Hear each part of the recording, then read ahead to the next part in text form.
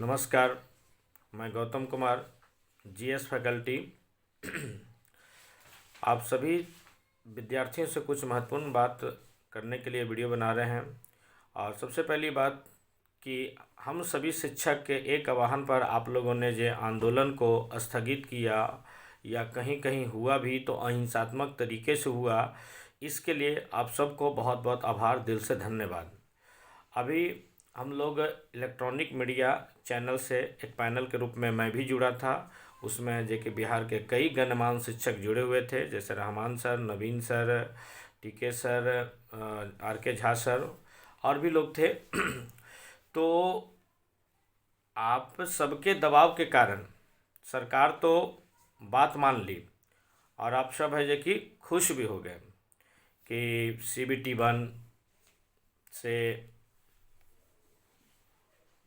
बंद कर दिया गया। फिर एनटीपीसी में 20 गुना देने के लिए कहा गया। लेकिन हम लोगों ने और भी सारे आपकी क्या क्या समस्या है उसको जगह पॉइंट वाइज हम लोग रखने का काम किया। पहला बात ये हम लोगों ने रखा कि रेलवे का एक अपना कैलेंडर हो, जैसे यूपीएससी, बीपीएससी, एसएससी या और एग्जाम का जो कैलेंडर होता है, ठीक उसी प्रकार से रेलवे का भी एक अपना कैलेंडर हो और अपने कैलेंडर पे वो एग्ज़ाम ले। दूसरी बात है ईडब्ल्यूएस 2019 में उस समय नया नया आया ही था और उस समय वैकेंसी बढ़ा रहा था, तो बहुत सारे विद्यार्थियों को ईडब्ल्यूएस के बारे में पता नहीं था। तो इसकी वजह से उस समय ये लोग भर नहीं पाए, ऐड नहीं कर पाए। मात्र 10% विद्यार्थी ही इसको ऐड कर पाए।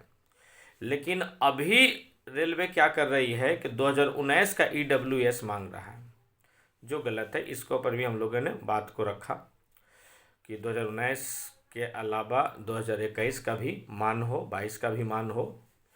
फिर ग्रुप डी में जैसा कि रेल मंत्री ने कहा कि ग्रुप डी से 2 स्तरीय एग्ज़ाम CBT 1, CBT 2 को हटा दिया जाए।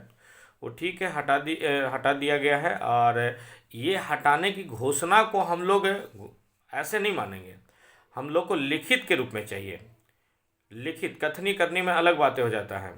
हर चीज़ के लिए आप लिखित है जो लेते हैं तो आप लिखित दीजिए, ये बात हुआ।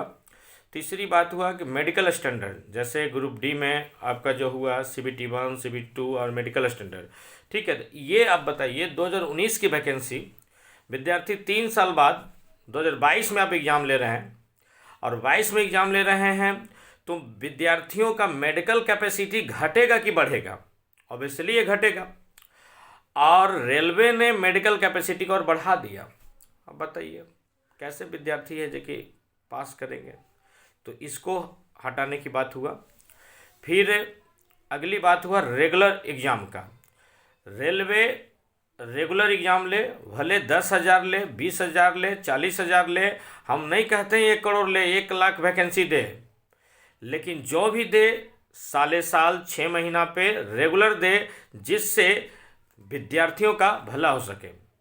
क्योंकि ग्रुप डी और रेलवे की तैयारी करने वाला कोई विद्यार्थी पूंजीपति का बच्चा नहीं होता है, कोई अमीर घराने का बच्चा नहीं होता है।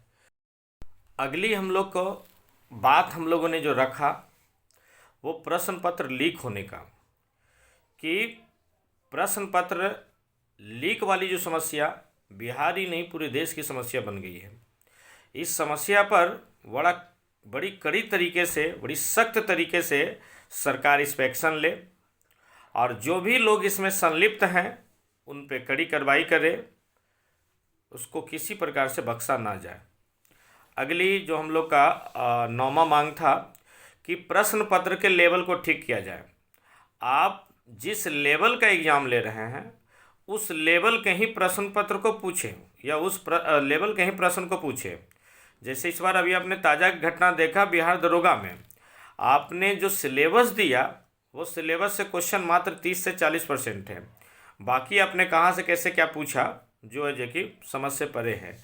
तो ये सिर्फ बिहार दरोगा ही नहीं, हर रेलवे में भी है, एसएससी में भी है। तो इसको थोड़ा सा सुधारा जाए, खास करके रेलवे में ज़्यादा है। फिर आपका है जो कि नॉर्मलाइजेशन की तरीका। नॉर्मलाइजेशन का तरीका क्या कि आपका जो नॉर्मलाइजेशन के तरीका दुनिया का 8वां अजूबा में से बना हुआ है। विद्यार्थियों को के साथ साथ बहुत सारे शिक्षक को भी अभी तक समझ में नहीं है। तो उसको आप स्पष्ट कीजिए कि आपका नॉर्मलाइजेशन करने का क्या तरीका है, क्या कैलकुलेशन का बेस है, क्या मैथमेटिक्स आधार है।